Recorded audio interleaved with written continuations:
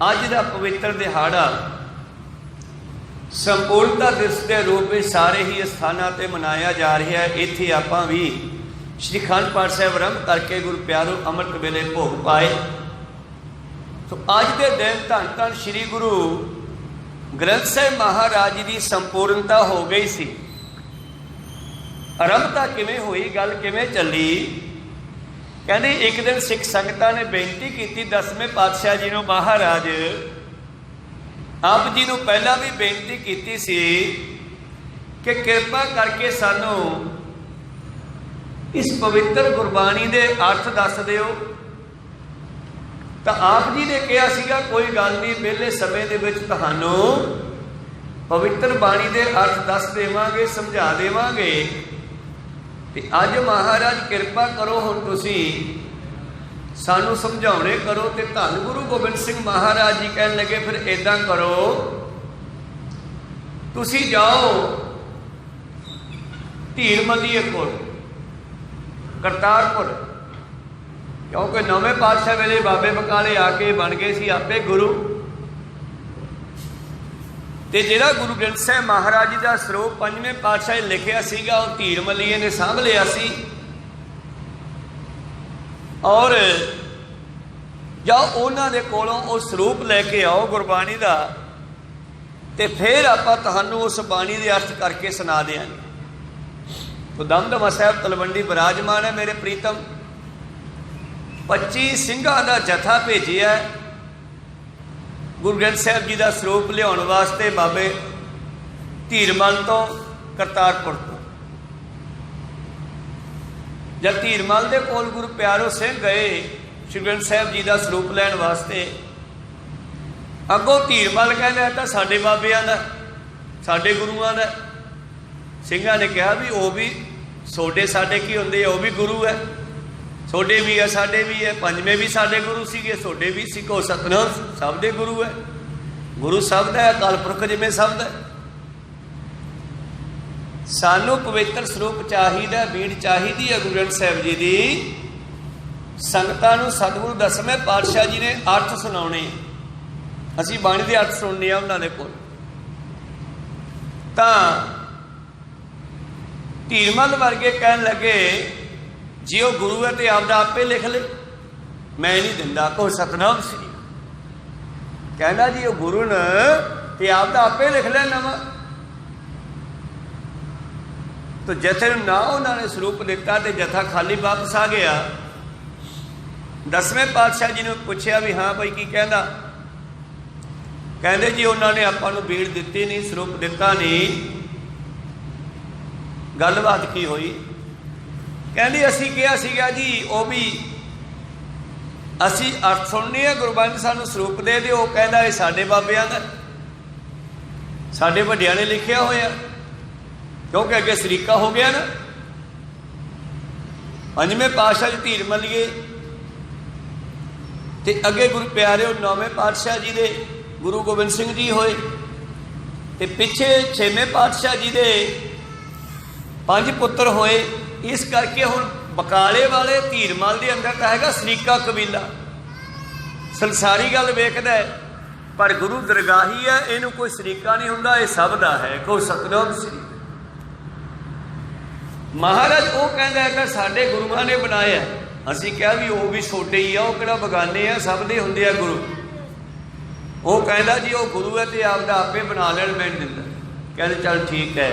और स्वरूप के कोलों आपां नूं आग्या मिल गई है। को सतनाम सी पुछता मिलिया आपां नूं, उत्थों आग्या तो मिल गई आपे बनाउण दी। चलो कहते फिर आपां लिखते हैं। फिर सतगुरु पातशाह जी ने श्री दमदमा साहिब तलवंडी बैठ करके भाई मनी सिंह जो बहुत पढ़े लिखे सन, और गुरु प्यारे हो बाबा दीप सिंह जी शहीद, इन्हां दोनों सिंघां की ड्यूटी लाई आ।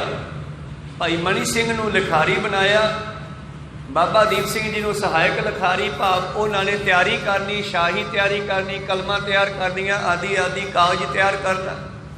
उदों प्रैसां थोड़ा होंदियां सीगियां, और दूजा कागज बनता सीधा। तो कागज वगैरह सब कुछ तैयार करके बाबा दीप सिंह जी ने देना। ਤੇ ਧੰਨ ਗੁਰੂ ਗੋਬਿੰਦ ਸਿੰਘ ਮਹਾਰਾਜ ਜੀ ਨੇ ਜਿਹੜਾ ਗੁਰਦੁਆਰਾ ਤੰਬੂ ਸਾਹਿਬ ਆ, ਗੁਰੂ ਪਿਆਰਿਓ, ਕੇਸਗੜ੍ਹ ਸਾਹਿਬ ਦੇ ਸਾਹਮਣੇ ਜਿੱਥੇ ਸਰੋਵਰ ਹੈ, ਤੇ ਧੰਨ ਧੰਨ ਸ਼੍ਰੀ ਗੁਰੂ ਗੋਬਿੰਦ ਸਿੰਘ ਮਹਾਰਾਜ ਜੀ ਨੇ ਲਿਖਣਸਰ ਗੁਰਦੁਆਰਾ ਸਾਹਿਬ ਜਿੱਥੇ ਲਿਖਾਈ ਹੋਈ ਹੈ, ਉੱਥੇ ਲਿਖਣਸਰ ਬੈਠ ਕਰਕੇ ਧੰਨ ਗੁਰੂ ਗੋਬਿੰਦ ਸਿੰਘ ਜੀ ਨੇ ਉਹ ਸਰੋਵਰ ਦੀ ਜਲ ਵਰਤਿਆ ਸ਼ਾਹੀ ਵਾਸਤੇ। ਸ਼ਾਹੀ ਉਦੋਂ ਐਦਾਂ ਨਹੀਂ ਵੀ ਕਾਲਸਲ ਘੋਲੀ ਤੇ ਸ਼ਾਹੀ ਬਣ ਗਈ। ਸ਼ਾਹੀ ਦੇ ਵਿੱਚ ਬਹੁਤ ਕੁਝ ਪੈਂਦਾ ਸੀਗਾ ਤਾਂ ਕਿ ਲੰਬੇ ਸਮੇਂ ਤੱਕ ਇਹ ਸ਼ਾਹੀ ਦੇ ਅੱਖਰ ਖਰਾਬ ਨਾ ਹੋਣ। ਸੋਨਾ ਵੀ ਵਿੱਚ ਪਾਇਆ ਜਾਂਦਾ ਸੀ ਕਿਸੇ ਢੰਗ ਨਾਲ ਮਾਰ ਕੇ। ਇਸ ਤਰ੍ਹਾਂ ਗੁਰੂ ਪਿਆਰੋ ਸ਼ਾਹੀ ਤਿਆਰ ਹੁੰਦੀ, ਧੰਨ ਗੁਰੂ ਗੋਬਿੰਦ ਸਿੰਘ ਮਹਾਰਾਜ ਜੀ ਬੈਠ ਜਾਂਦੇ ਤੇ ਭਾਈ ਮਨੀ ਸਾਹਿਬ ਜੀ ਲਿਖਣਾ ਸ਼ੁਰੂ ਕਰਦੇ, ਬਾਬਾ ਦੀਪ ਸਿੰਘ ਜੀ ਨਾਲ ਸਹਾਇਤਾ ਕਰਦੇ, ਮਦਦ ਕਰਦੇ।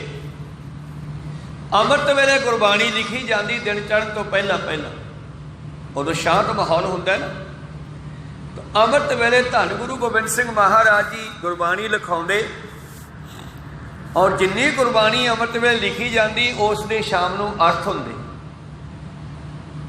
ਉਹਦੀ ਵਿਆਖਿਆ ਆਪ 10ਵੇਂ ਪਾਤਸ਼ਾਹ ਜੀ ਸਿੰਘਾਂ ਨੂੰ ਸੁਣਾਉਂਦੇ, ਔਰ ਜਿਨ੍ਹਾਂ ਦੇ ਵਿੱਚੋਂ 48 ਸਿੰਘ ਤਾਂ ਕਹਿੰਦੇ ਪੱਕੇ ਤੌਰ ਤੇ ਇੱਕੋ ਕਾਰ ਤੋਂ ਲੈ ਕੇ ਅਖੀਰ ਤੱਕ ਸਾਰੀ ਬਾਣੀ ਸੁਣੀ। ਜਿਨ੍ਹਾਂ ਨੇ ਰੂਟੀਨ ਬਣ ਗਿਆ ਸਿੰਘਾਂ ਦਾ, ਉਹਨਾਂ ਨੇ ਰੋਜ਼ ਬੈਠ ਕਰਕੇ ਬਾਣੀ ਸੁਣਨੀ, ਅਰਥ ਸੁਣਨੇ।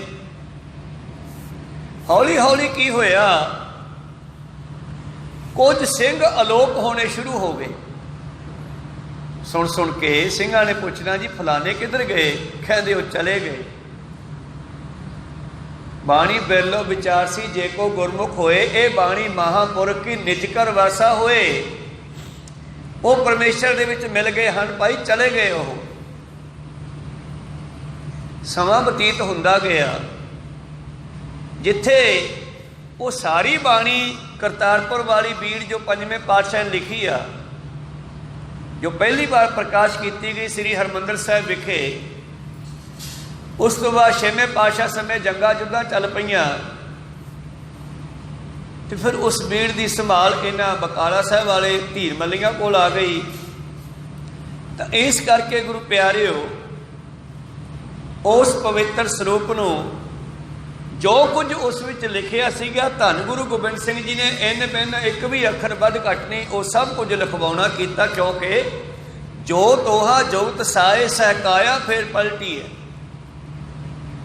ਪਹਿਲੇ 5 ਗੁਰੂਆਂ ਦੀ ਬਾਣੀ, ਫਿਰ ਜੋ ਬਾਣੀ 9ਵੇਂ ਪਾਤਸ਼ਾਹ ਨੇ ਦਿੱਲੀ ਬੈਠ ਕੇ ਰਚੀ, ਉਹ ਵੀ ਸਾਰੀ ਬਾਣੀ ਵਿੱਚ ਰਾਗਾਂ ਦੇ ਮੁਤਾਬਕ ਚੜ੍ਹਾਉਣੀ ਕੀਤੀ ਲੜੀਵਾਰ। ਫਿਰ ਭਗਤਾਂ ਦੀ ਬਾਣੀ, ਗੁਰਮੁਖਾਂ ਦੀ ਬਾਣੀ, ਭੱਟਾਂ ਦੀ ਬਾਣੀ, ਇਹ ਸਭ ਲੜੀਵਾਰ ਲਿਖਾਉਣਾ ਸ਼ੁਰੂ ਕੀਤਾ। ਤੇ ਸਵੇਰੇ ਉਸ ਬਾਣੀ ਨੂੰ ਲਿਖਿਆ ਜਾਂਦਾ ਅੰਮ੍ਰਿਤ ਵੇਲੇ, ਤੇ ਪਿਛਲੇ ਪਹਿਰਾਂ ਨੂੰ ਦੀਵਾਨ ਸਜਦੇ। ਫਿਰ ਉਸ ਬਾਣੀ ਦੀ ਕਥਾ ਹੁੰਦੀ, ਤੇ ਕਥਾ ਸੁਣਦਿਆਂ ਬਹੁਤ ਸਾਰੀਆਂ ਰੂਹਾਂ, ਬਹੁਤ ਸਾਰੇ ਸਿੰਘ ਅਲੋਪ ਹੋ ਗਏ। ਤੇ ਕਹਿੰਦੇ ਇੱਕ ਦਿਨ ਕੀ ਹੋਇਆ, ਧੰਨ ਗੁਰੂ ਗੋਬਿੰਦ ਸਿੰਘ ਜੀ ਬੈਠੇ ਆ, ਉਹਨਾਂ ਦੇ ਇੱਕ ਪਾਸੇ ਭਾਈ ਮਨੀ ਸਿੰਘ ਤੇ ਬਾਬਾ ਦੀਪ ਸਿੰਘ ਜੀ ਬੈਠੇ ਆ। ਕਹਿੰਦੇ ਇਹਨਾਂ ਨੂੰ ਵੀ ਉੱਪਰ ਨੂੰ ਖਿੱਚ ਪੈਣ ਲੱਗੀ। ਗੁਰੂ ਪਿਆਰਿਓ, ਅਧਿਆਤਮਕ ਗੱਲਾਂ, ਸਾਇੰਟੀਫਿਕ ਗੱਲਾਂ, ਸਹੀ ਆ ਗੱਲਾਂ। ਅਸੀਂ ਧਰਤੀ ਨਾਲ ਜੁੜੇ ਹੋਏ ਆ, ਝੂਠ ਨਾਲ ਜੁੜੇ ਹੋਏ ਆ। ਜਿਹੜੀ ਚੀਜ਼ ਧਰਤੀ ਨਾਲ ਜੁੜੀ ਹੋਈ ਆ, ਉਹ ਧਰਤੀ ਦੀ ਗੁਰੂਤਾ ਖਿੱਚ ਵਿੱਚ ਹੈ। ਕੋਠੇ ਤੋਂ ਕੋਈ ਛਾਲ ਮਾਰਦਾ ਥੱਲੇ ਨੂੰ ਆਉਂਦਾ ਤਾਂ ਨੂੰ ਨਹੀਂ ਜਾਂਦਾ, ਕਿਉਂਕਿ ਹਜੇ ਉਹ ਮਾਇਆ ਨਾਲ ਹੀ ਜੁੜਿਆ ਹੋਇਆ, ਧਰਤੀ ਨਾਲ ਜੁੜਿਆ ਹੋਇਆ। ਗੇਂਦ ਉੱਪਰ ਸਿੱਟੀਏ ਥੱਲੇ ਆ ਜਾਂਦੀ ਆ। ਫਿਰ ਸਿੰਘ ਕਿਵੇਂ ਉੱਪਰ ਚਲੇ ਗਏ ਭਲਾ? ਕਿਉਂਕਿ ਧਰਤੀ ਦੀ ਮੋਹ ਮਾਇਆ ਮਮਤਾ ਚੋਂ ਨਿਕਲ ਗਏ। ਉਹ ਧਰਤੀ ਦੀ ਗੁਰੂਤਾ ਖਿੱਚ ਤੋੜ ਦਿੱਤੀ, ਕਿਉਂਕਿ ਗੁਰੂ ਦੀ ਜਿਹੜੀ ਖਿੱਚ ਹੈ, ਪਰਮੇਸ਼ਰ ਦੀ ਖਿੱਚ ਆ, ਉਹ ਇਸ ਤੋਂ ਤਕੜੀ ਆ। ਉਹਨੇ ਤਾਂ ਖਿੱਚ ਲਏ। ਕੋਈ ਸਤਨਾਮ ਸੀ, ਉਹ ਆਪਣੇ ਘਰ ਚਲੇ ਗਏ। ਸੰਦੇਹ ਅਲੋਪ ਹੋ ਗਏ। ਗੁਰੂ ਪਿਆਰਿਓ, ਪਰਮੇਸ਼ਰ ਵਿੱਚ ਮਿਲ ਗਏ ਉਹ ਰੂਹਾਂ ਕੁਝ। ਜਿਸ ਤਰ੍ਹਾਂ ਸੂਰਜ ਉੱਪਰ ਹੈ ਆਕਾਸ਼ਾਂ ਦੇ ਵਿੱਚ, ਤੇ ਅਗਨੀ ਜਦ ਮੱਚਦੀ ਹੈ ਤਾਂ ਨੂੰ ਜਾਂਦੀ ਹੈ, ਭਾਂਬੜ ਤਾਹਾਂ ਨੂੰ ਜਾਂਦਾ ਹੈ। ਅੱਗ ਦਾ ਮਤਲਬ ਕਿਉਂ ਉੱਪਰ ਜਾਂਦਾ ਹੈ? ਕਿਉਂਕਿ ਇਹਦਾ ਜਿਹੜਾ ਸਰੋਤ ਹੈ ਉਹ ਸੂਰਜ ਹੈ। ਇਹ ਸੂਰਜ ਵੱਲ ਜਾਂਦੀ ਹੈ, पानी थले नीवे नूं जाऊगा, इहदा स्रोत पतालां विच पानी है। कोई सतनाम सी ते मनुख च कित्थों पैदा होया? परमेश्वर विचों। ये परमेश्वर वाल जाना चाहिए, पर जदों माया नाल जुड़िया हुंदा है, अंत काल जे लड़के सिमरे ऐसी चिंता मैं जे मरे सूकर जोन बल बल उतरे, फिर सूर दी जूनी हो टेढ़ियां जूना अपने फुरने मुताबक चक लैंदा। कोई सतनाम सी। हुण साडा जिहड़ा स्रोत है वो परमेश्वर है, असी परमेश्वर विच मिलना। इस करके ये बाणी जिहड़ी है, जे को बाणी बिरलो विचार सी, जे को गुरमुख होए, ये बाणी महापुरख की, परमेश्वर की निज कर वासा होए, ये नाल जुड़न वाल नूं अपने घरे लै जाऊगी। जिवें सतगुरां ने एक दिन दो खंभ ਸਿੰਘਾਂ ਨੂੰ ਫੜਾਏ, ਕਹਿੰਦੇ ਐ ਕਰੋ, ਦੋ ਤੀਰਾਂ ਵਿੱਚ ਇਹਨੂੰ ਤੀਰ ਪਾੜ ਕੇ ਫਿੱਟ ਕਰੋ। ਸਿੰਘਾਂ ਨੇ ਦੋਨੇ ਖੰਭ ਵਿੱਚ ਫਿੱਟ ਕਰ ਦਿੱਤੇ। ਪਾਤਸ਼ਾਹ ਕਹਿੰਦੇ ਲਓ ਮੈਂ ਚਲਾਉਣਾ, ਇਹਨਾਂ ਨੂੰ ਲੱਭ ਕੇ ਲੈ ਜਾਓ। ਪਾਤਸ਼ਾਹ ਨੇ ਉੱਪਰ ਕਰਕੇ ਉਹ ਦੋਨੇ ਤੀਰ ਛੱਡ ਦਿੱਤੇ। ਸਿੰਘ ਦੇਖਦੇ ਰਹੇ ਪਰ ਤੀਰ ਕਹਿੰਦੇ ਵਾਪਸ ਨਹੀਂ ਆਏ। ਸਿੰਘਾਂ ਨੇ ਪੁੱਛਿਆ ਜੀ ਤੀਰ ਕਿੱਧਰ ਗਏ? ਕਹਿੰਦੇ ਜਿੱਥੋਂ ਖੰਭ ਆਏ ਸੀਗੇ। ਕਹਿੰਦੇ ਖੰਭ ਕਿੱਥੋਂ ਆਏ? ਕਹਿੰਦੇ ਕੋਈ ਗੁਰਮੁਖ ਦੇ ਗਿਆ ਸਾਨੂੰ, ਇਹ ਹਮਾਊ ਪੰਛੀ ਦੇ ਖੰਭ ਸੀ। ਕੋਈ ਸਤਨਾਮ ਸੀ। ਤੇ ਹਮਾਊ ਪੰਛੀ ਜਿਹੜਾ ਆਕਾਸ਼ਾਂ ਵਿੱਚ ਰਹਿੰਦਾ ਹੈ, ਆਕਾਸ਼ਾਂ ਵਿੱਚ ਹੀ ਉੜਦਾ ਹੋਇਆ ਉਹ ਆਂਡੇ ਦੇ ਦਿੰਦਾ ਹੈ। ਆਂਡੇ 'ਚੋਂ ਬੱਚਾ ਨਿਕਲ ਕੇ ਫੁੱਟ ਕੇ ਡਿੱਗ ਜਾਂਦਾ ਹੈ, ਔਰ ਡਿੱਗਦਾ ਡਿੱਗਦਾ ਫੇਰ ਤਾਹਾਂ ਉੱਡ ਜਾਂਦਾ ਹੈ। ਇਸ ਕਰਕੇ ਜਿੱਥੋਂ ਖੰਭ ਆਏ ਸੀ ਤੀਰ ਉੱਥੇ ਚਲੇ ਗਏ। ਮੈਂ ਤੁਹਾਨੂੰ ਸਮਝਾਉਣਾ ਇਹ ਅਸਲ ਵਿੱਚ ਉਦਾਹਰਨ ਹੈ। ਧੁਰ ਕੀ ਬਾਣੀ ਆਈ ਤਿਨ ਸਗਲੀ ਚਿੰਤ ਮਿਟਾਈ, ਬਾਣੀ ਗੁਰੂ ਗੁਰੂ ਹੈ ਬਾਣੀ ਵਿੱਚ ਬਾਣੀ ਅੰਮ੍ਰਿਤ ਸਾਰੇ, ਗੁਰਬਾਣੀ ਕਹੈ ਸੇਵਕ ਜਨ ਮਾਨੈ ਪਰਤਾ ਗੁਰੂ ਨਿਸਤਾਰ। ਇਹ ਬਾਣੀ ਧੁਰ ਤੋਂ ਆਈ ਹੈ, ਜਿਹੜਾ ਬਾਣੀ ਨਾਲ ਜੁੜੂਗਾ ਇਹ ਬਾਣੀ ਵਿੱਚ ਮਿਲ ਕੇ ਉੱਥੇ ਚਲਿਆ ਜਾਵੇਗਾ। ਤਾਂ ਗੁਰੂ ਪਿਆਰਿਓ, ਧੰਨ ਗੁਰੂ ਗੋਬਿੰਦ ਸਿੰਘ ਮਹਾਰਾਜ ਜੀ ਨੇ ਫਿਰ ਲਗਭਗ ਇੱਥੇ ਇਤਿਹਾਸ ਵਿੱਚ ਲਿਖਦੇ ਹੈ 9 ਮਹੀਨੇ ਤੇ 9 ਦਿਨਾਂ ਦੇ ਵਿੱਚ ਇਹ ਸਾਰੀ ਬਾਣੀ ਲਿਖੀ ਵੀ ਗਈ, ਔਰ ਇਸ ਦੇ ਗੁਰੂ ਪਿਆਰਿਓ ਅਰਥ ਵੀ ਕੀਤੇ ਗਏ। ਇਹਨਾਂ ਸਮਿਆਂ ਦੇ ਦੌਰਾਨ ਸਤਿਗੁਰਾਂ ਨੇ ਬਾਬਾ ਦੀਪ ਸਿੰਘ ਜੀ ਦੀ ਡਿਊਟੀ ਲਾ ਦਿੱਤੀ। ਉਸ ਤੋਂ ਬਾਅਦ ਕਿ ਇਸ ਦੇ ਹੋਰ ਸਰੂਪ ਤਿਆਰ ਕਰੋ, ਤੇ ਕਹਿੰਦੇ ਬਾਬਾ ਦੀਪ ਸਿੰਘ ਹੋਰਾਂ ਨੇ ਦੁਬਾਰਾ ਫਿਰ ਉਸ ਨੂੰ ਵੇਖ ਕੇ ਸਾਰੇ ਸਰੂਪ ਤਿਆਰ ਕੀਤੇ, ਜਿਨ੍ਹਾਂ ਵਿੱਚੋਂ 4 ਸਰੂਪ ਚਾਰਾਂ ਤਖਤਾਂ ਦੇ ਬਾਅਦ ਵਿੱਚ ਭੇਜੇ ਗਏ। ਜਦੋਂ ਗੁਰਤਾ ਗੱਦੀ ਦੇ ਦਿੱਤੀ ਗਈ ਨੰਦੇੜ ਸਾਹਿਬ ਜਾ ਕੇ, ਇੱਕ ਸਰੂਪ 10ਵੇਂ ਪਾਤਸ਼ਾਹ ਜੀ ਆਪਣੇ ਨਾਲ ਨੰਦੇੜ ਸਾਹਿਬ ਵੀ ਲੈ ਗਏ। ਜਦੋਂ ਬੰਦਾ ਸਿੰਘ ਬਹਾਦਰ ਨੂੰ ਇੱਧਰ ਭੇਜਣ ਲੱਗੇ, ਉਹਨੂੰ ਸ੍ਰੀ ਸਾਹਿਬ ਦੇ ਦਿੱਤੀ।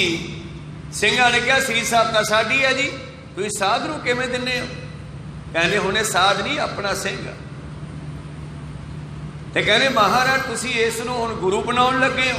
ਕਹਿੰਦੇ ਨਹੀਂ, ਇਹ ਗੁਰੂ ਨਹੀਂ, ਇਹ ਜਥੇਦਾਰ ਹੋਵੇਗਾ ਤੁਹਾਡਾ। ਜਿਹੜੇ ਕੰਮ ਸਾਡੇ ਰਹਿ ਗਏ ਨਾ, ਜਿਨ੍ਹਾਂ ਦੁਸ਼ਮਣਾਂ ਤੋਂ ਬਦਲਾ ਲੈਣਾ ਅਸੀਂ, ਵਜੀਦੇ ਵਰਗਿਆਂ ਤੋਂ ਜਿਨ੍ਹਾਂ ਨੇ ਸਿੱਖਾਂ ਨੂੰ, ਸਿੱਖੀ ਨੂੰ ਨਾਮ ਜਪਣ ਵਾਲ ਦੁੱਖ ਦਿੱਤੇ, ਉਹਨੂੰ ਬਦਲਾ ਲੈਣ ਦਾ ਕੰਮ ਤੁਹਾਡੇ ਅੱਗੇ ਲਾ ਕੇ ਇਹ ਕਰੂਗਾ। ਇਹ ਜਥੇਦਾਰ ਹੈ, ਤੁਹਾਡਾ ਜਰਨੈਲ ਆ। ਫਿਰ ਸਾਡਾ ਅਗਲਾ ਗੁਰੂ ਕੌਣ ਹੋਵੇਗਾ ਜੀ? ਕਹਿੰਦੇ ਤੁਹਾਨੂੰ ਕੱਲ੍ਹ ਨੂੰ ਦੱਸਾਂਗੇ। ਤੇ ਦੂਸਰੇ ਦਿਨ ਸਾਰੀ ਤਿਆਰੀ ਕਰਾ ਕੇ ਪਾਤਸ਼ਾਹ ਜੀ ਨੇ ਤੰਬੂ ਦੇ ਵਿੱਚ ਜੋ ਉਹਨਾਂ ਦੇ ਕੋਲ ਸਰੂਪ ਸੀਗਾ ਉਸ ਨੂੰ ਪ੍ਰਕਾਸ਼ ਕਰਕੇ ਤੇ ਫਿਰ ਨਮਸਕਾਰ ਕੀਤੀ। 5 ਪੈਸੇ ਨਾਰੀਅਲ ਮੱਥਾ ਟੇਕ ਕੇ ਉਹਨੂੰ ਕਹਿੰਦੇ ਆ ਗੁਰਤਾ ਗੱਦੀ ਦਿਵਸ। ਉਹ ਨੰਦੇੜ ਸਾਹਿਬ ਦੀ ਘਟਨਾ ਔਰ ਇਹ ਸੰਪੂਰਨਤਾ ਦਿਵਸ ਹੈ, ਜਿੱਥੇ ਕਿ ਗੁਰੂ ਗ੍ਰੰਥ ਸਾਹਿਬ ਦੁਆਰਾ ਸੰਪੂਰਨ ਕੀਤਾ ਗਿਆ 9ਵੇਂ ਪਾਤਸ਼ਾਹ ਦੀ ਬਾਣੀ ਪਾ ਕੇ। ਇਹ ਸ਼੍ਰੀ ਦਮਦਮਾ ਸਾਹਿਬ ਵਿਖੇ ਹੋਇਆ। ਕੋਈ ਸਤਨਾਮ ਸ੍ਰੀ। ਪਰ ਗੁਰਤਾ ਗੱਦੀ ਨੰਦੇੜ ਸਾਹਿਬ ਜਾ ਕੇ ਦਿੱਤੀ, ਜਿੱਥੇ ਪਾਤਸ਼ਾਹ ਨੇ ਖੁਦ ਅਲੋਪ ਹੋਣਾ ਸੀਗਾ, ਔਰ ਐਸਾ ਗੁਰੂ ਸਾਨੂੰ ਦੇ ਕੇ ਜਾਣਾ ਸੀਗਾ ਜਿਹੜਾ ਰਹਿੰਦੀ ਦੁਨੀਆ ਤੱਕ ਹੀ ਉਦੋਂ ਵੀ ਬਾਅਦ ਤੱਕ ਰਹੇਗਾ। ਕਿਉਂਕਿ ਸ਼ਬਦ ਸਭ ਤੋਂ ਪਹਿਲਾਂ ਸੀ, ਜਦੋਂ ਕੁਝ ਵੀ ਨਹੀਂ ਸੀ। ਸਭ ਕੁਝ ਖਤਮ ਹੋ ਜਾਵੇਗਾ, ਸ਼ਬਦ ਫੇਰ ਵੀ ਰਹੇਗਾ। ਸ਼ਬਦ ਧਰਤੀ, ਸ਼ਬਦ ਆਕਾਸ਼, ਸ਼ਬਦ ਹੈ ਸ਼ਬਦ ਭਇਆ ਪ੍ਰਕਾਸ਼। सगल समग्री शब्द के पाछे नानक शब्द घटा घटियाछ है। शब्द को चीन पाई, शब्द को खोज पाई, शब्द के चानने कवस्त पाई। शब्द न जाने सी अन्य बोले, से किते आए संसारा।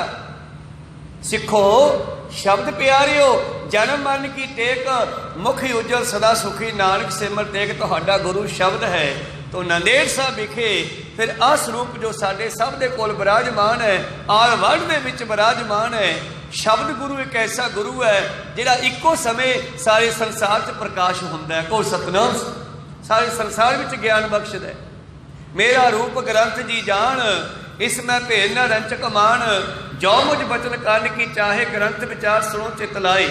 तो नांदेड़ साहब विखे बंदा सिंह बहादुर नूं जरनैल थाप के उन्होंने अपने भत्थे चों 5 तीर दे के, कमान दे के, शास्त्र दे के और गुरु प्यारों नाल जथा दे के नांदेड़ साहब तो फिर पंजाब वल तोरिया सीगा।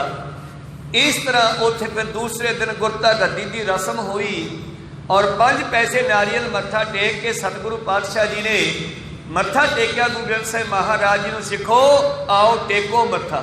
यही गुरु है असल विच, इहनूं प्रगट करने वास्ते 239 साल लगे है। असीं तां निमित्त गुरु हाँ, इहनूं प्रगट करने वास्ते आए हाँ। को सतनाम, यही परमेश्वर का रूप है असल दे विच।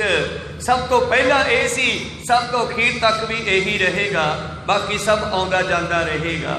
इस करके फिर पातशाह जी ने उच्ची आवाज़ दे भी सिखां नूं अनेकां तरह के उपदेश दिते, जिन्होंने फिर चौपा सिंह, प्रहलाद सिंह कुछ लिखारी होए न, उन्होंने उन्हां बचनां नूं शब्दां विच कविता रच दिती जो असी रोज़ पढ़ते हाँ। ये वार्तिक बचन होए 10वें पातशाह दे। सिखो अज तो बाद तुहाडा गुरु ग्रंथ साहिब है जो परमेश्वर नूं पाउणा चाहुंदा है, गुरबाणी दी विचार करे। आत्मा ग्रंथ ते शरीर मेरा पंथ जानो, मैं आत्मा करके बाणी चो बोलांगा, शरीर करके पंथ विच वरतांगा। फिर उस शब्द नूं फिर सिंघां ने बना दिता, लिखारियां ने। भाई चौपा सिंह, प्रहलाद सिंह वर्गे सिख होए लिखारी पातशाह जी दे। इन्हां ने फिर पातशाह के उपदेशों नूं लड़ीबंद कलमबंद किया। आज्ञा भई अकाल की तवै चलायो पंथ, सब सिखन को हुक्म है, गुरु मानियो ग्रंथ। गुरु ग्रंथ जी मानियो, प्रगट गुरा की देह, जो प्रभु को मिलवो चाहे, खोज शब्द में लेहे। होर भी विच नाल शब्द सन, उठ गई सभा मलेश की, कर कूड़ा पासार, डंका बाजियो फतेह का, नेक लंकी अवतार। वाहिगुरु नाम जहाँ खुआर होए सा मिलेंगे, बचे शरण जो होए, राज करेगा खालसा, आकी रहे न कोए। खुआर होए सा मिलेंगे, बचे शरण जो होए, अखीर दा गहरा हैगा, वाहिगुरु नाम जहाज है, चढ़े सो उतरे पार, जो शरदा कर सेम दे, गुरु पार उतारनहार। सो खैर आपां जिहड़ा दोहरा पढ़ते हैं, ये सतगुरां ने सीधे शब्दों में बचन कहे सीगे कि मलेश की सभा खत्म हो जानी है, भाव मुगलों का राज खत्म, हुण खालसा राज चलेगा। को सतनाम, उठ गई सभा मलेश की, इन्हां दा बिस्तरा गोल कर दिता रायकोटी, तीर दे नाल घाही दा पौधा मार के मुद्दा कहने मुगलों की जड़ गई। को सतनाम, ये भी बचन पातशाह जी ने इदां कीते सन। उठ गई सभा मलेश की, कर कूड़ा पासार, डंका बाजियो फतेह का, नेह कलंक के अवतार, राज करेगा खालसा, आकी रहे न कोए। खुआर होए सा मिलेंगे, बचे शरण जो होए, जिहड़ा इस पंथ विच रलेगा वो जमन मरण तो बच जाएगा, नहीं तो दुनिया खुआर होके मरेगी। वाहिगुरु नाम जहाज है, चढ़े सो उतरे पार, जो शरदा कर सेम दे, गुरु पार उतारनहार। तो सरबत संगतां नूं अज दे पवित्र संपूर्णता दिवस दियां लख लख बधाइयां विचारां इत्थे रोकदे आ। बोलदियां ने एक आखर बाद घाट हो जाते। सिख संगतां ते सतगुरु बख्शण योग है, बख्श लेना जी। समाप्ति करिए। बुलाओ फतेह पाओ फतेह। वाहिगुरू जी का खालसा, वाहिगुरू जी की फतेह।